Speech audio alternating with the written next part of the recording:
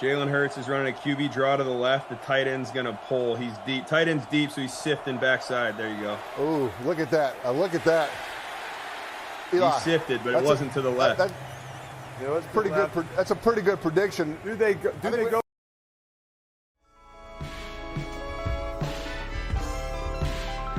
me talk my shit again.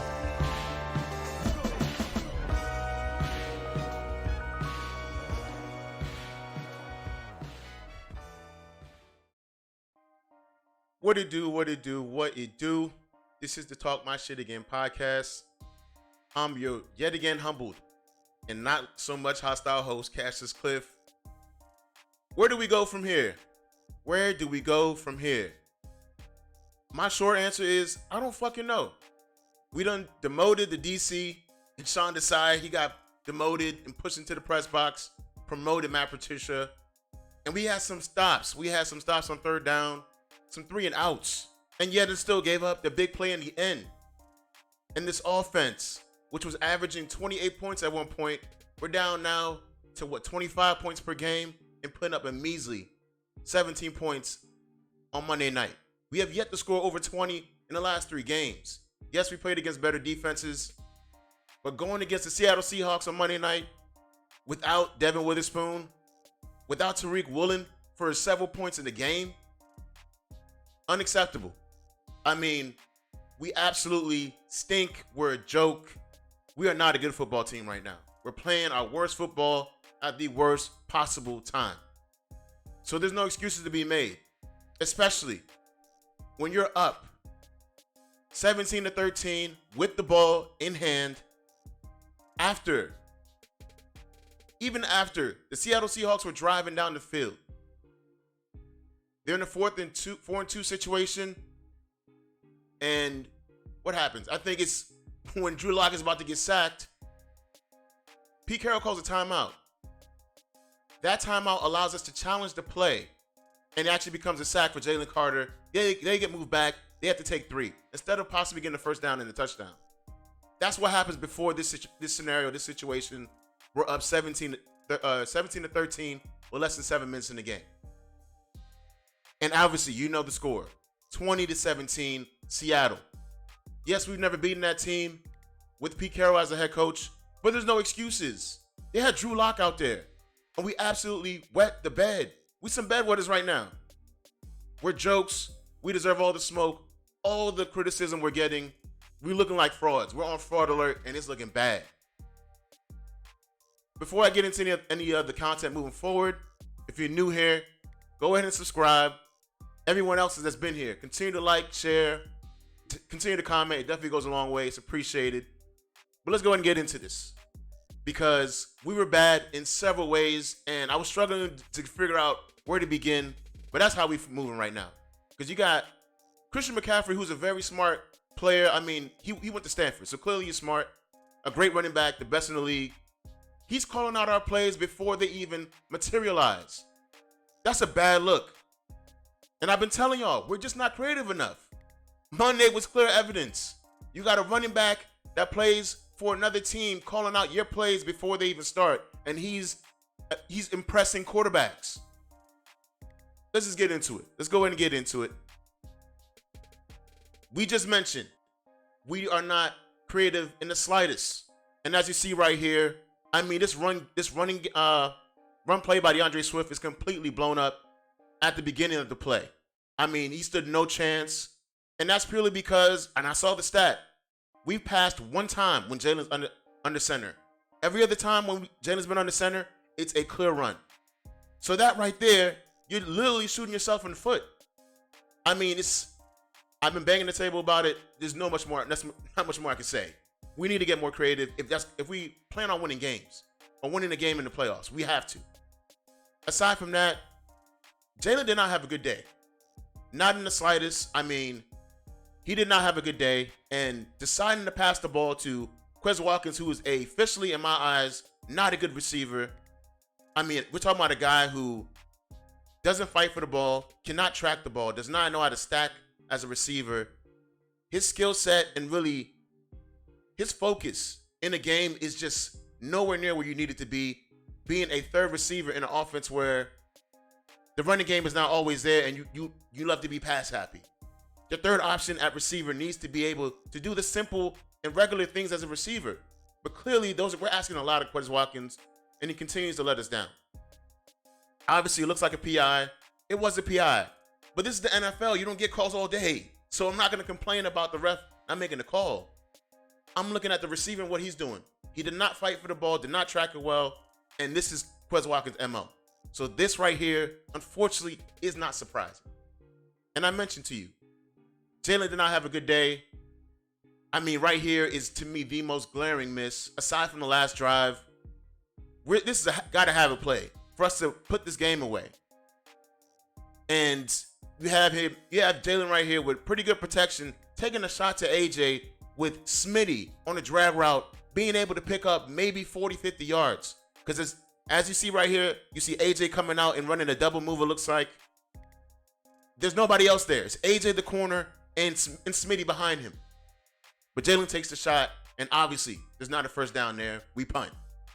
Now, to me, that's been like the most glaring things when it comes to the offense, and the offense was just absolute trash. Again, I mentioned, we was averaging 28 points at one point in the season. We put up a measly 17 against the Seattle Seahawks. The running game was looking good in doses, but boy, did we forget it. We knew how to run the ball when it mattered the most. We had 2 possessions to put this game away. In the fourth quarter, when I showed you that, that still image, that screenshot, with less than 7 minutes, up 17-13, we probably had 3 or 4 runs, but maybe 12 plays. So you do the math.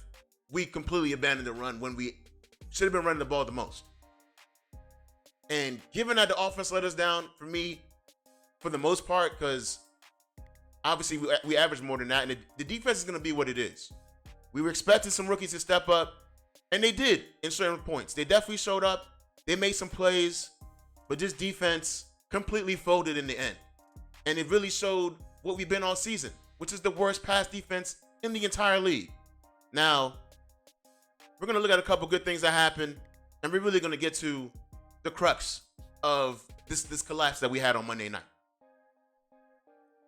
The defense definitely showed up in certain points I mentioned. Matt Patricia took over, and we actually had some 3-and-outs and some stops on third down. So that was great. But obviously, we did not come up when we actually needed the most. But here we have a play by Jalen Carter, who has been phenomenal all season. And this was the play in which Pete Carroll decided to call a timeout out after, and we end up challenging, and they had to take 3 instead of possibly getting a touchdown. So great play here by Jalen Carter, actually forcing him to possibly turn the ball over, but actually getting the sack, because we absolutely needed it. And the defense did what they needed to do. In those particular spots, they absolutely showed up. So I'm not going to really harp on the entire defense, because there's certain players that definitely stood out in the worst way. Rookies, I mentioned, aside from Jalen Carter. I mean, Eli Ricks, who has not had the best moments this season, I mentioned already. A huge stop right here against a savvy Tyler Lockett, who's running, it looks like to be a pivot route, going from the outside to in. And you already know, with these routes, a lot of times the inside receiver is definitely going to create a rub to where it's going to be hard for that corner on the outside to step up. But yet and still he does. So that was a huge stop by Eli Ricks. Shout out to you. Another person who had made a big play in the red zone. Keely Ringo actually stepped up and made a play. Right here on DK Metcalf, on the gotta have it down, he stepped up. So what else do you want these rookies or this defense to do when your offense is supposed to average 28 points and they put up 17? The creativity is lacking. The intensity from the offensive line is lacking. I mean, this team right now is just on its heels and can't catch a step, can't catch their breath.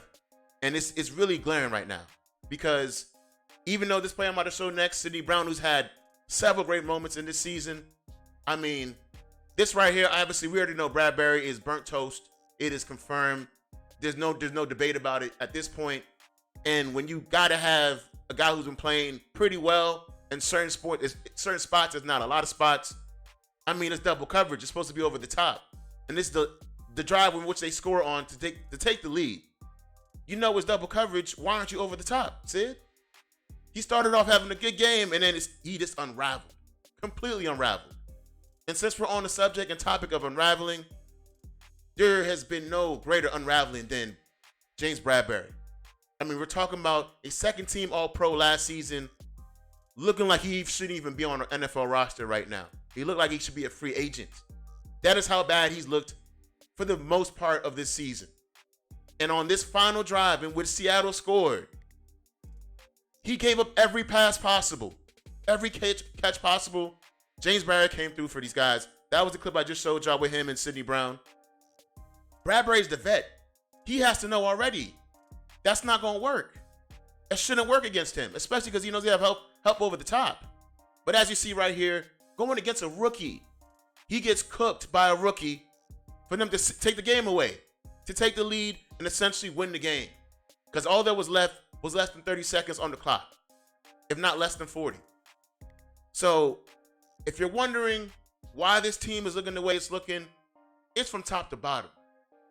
What Howie Roseman can do for this team has been done, if not in the offseason, the trade deadline, and even signing Shaq Leonard, who looks to be, a bum, if I'm going to be honest. The guy does not look good. There's a reason why he was on the street. And it is what it is. But obviously, James Bradbury not being a viable corner at this point, and the offense looking the way it's looking, anemic, uncreative, uninspired, you're going to lose to teams led by Drew Lock on a Monday night game. That's what we've resorted ourselves to. And if you don't believe me, look at this screenshot right here. This is what happened on that Monday night game. The rookies, when targeted, 5 targets, 0 catches. But James Bradbury, 8 for 7, a touchdown allowed to a rookie, might I add. Right now, we looking like frauds. Do I believe we could turn this around and actually end the season on a high note? I do believe that. How that would actually happen, it is hard for me to say that at this point because I can't give you the answers. I'm not in the locker room. And really and truly, I don't think we could put any of these allegations or, these criticisms to bed until the playoffs. Nothing we do against the New York Giants or the Arizona Cardinals will really erase what's happened the last 3 weeks, especially on Monday night, because that by far was the most embarrassing loss of the season. And really, when it comes to Nick Sirianni and Jalen Hurts, their tenure together, that's the most embarrassing loss by far. I thought the Jets was bad. That shit was horrible. That was embarrassing. And if you don't believe me, look at what the allegations we're fighting right here. If y'all saw this clip circling around on Twitter last week, this is a Cowboys fan fighting and really watching another fan. And what has become reality and what the perception is that we look like this guy right here. The Eagles fans, the Eagles in general, we are that guy in the black jersey. And that's what they thought it was, because we was in Dallas last week. But if you look closely, that is a black and silver jersey with the number 15. That is Michael Crabtree. That's a Michael Crabtree jersey. But the fact in which that we are just absolute jokes right now, people believe that's an Eagles fan. And it's really hard to argue because even though I know that to be factual, that's how we look on the field. The locker room, you got AJ responding to players, to fans. You got Jalen Hurts questioning the commitment of players and coaches. It's not looking good right now. And as I mentioned, that really asinine timeout by Pete Carroll during the game, which allowed us to challenge that play. Look at Nick Sirianni. Nick Sirianni is literally asking, what are you doing? To Pete Carroll, because he gave us an opportunity to challenge the play. And us as fans, we're looking at you, Nick Sirianni, right now. What are you doing? Because literally, you're taking ownership for the offense not being good or clicking, and it has never looked as bad as it's ever been till now. Why? What's happened to this team? What are you doing? Because when it came to last year, the offense was clicking, it was moving smooth. Even earlier this season, even though we have bumps here and there, the offense was able to put up points. We have completely forgotten how to play football on the offensive side, at least when it comes to being creative and really effective on a consistent basis. Because that first drive, humming, moving, I thought it was going to be in line with my prediction, which we should have blew these guys out. And that's really what it comes down to. We should not have been competing with the Seattle Seahawks with Drew Lock at quarterback in the fourth quarter with less than 10 minutes to go. It's as simple as that.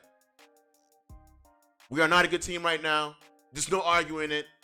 We got to literally own it and try to make something of it to close the season out to possibly get the second seed, because the first seed's out of question. It's not even up for grabs unless somehow San Fran loses 1 or 2 games. So that's out of question. Number 2 seed should be our focus, along with winning the division. That's where we're at right now, and that's really all we can focus on. Aside from that, do I believe this team's going to bounce back? Absolutely, because I know we got the leaders. We just got to fucking lock in. It's really simple. It just doesn't look simple. They definitely make it more complicated. It definitely looks that way. That being said, though, I appreciate y'all tapping in. Continue to like, share, subscribe. This is the Talk My Shit Again podcast. I'm your more humbled and hostile host, Cassius Cliff. We out.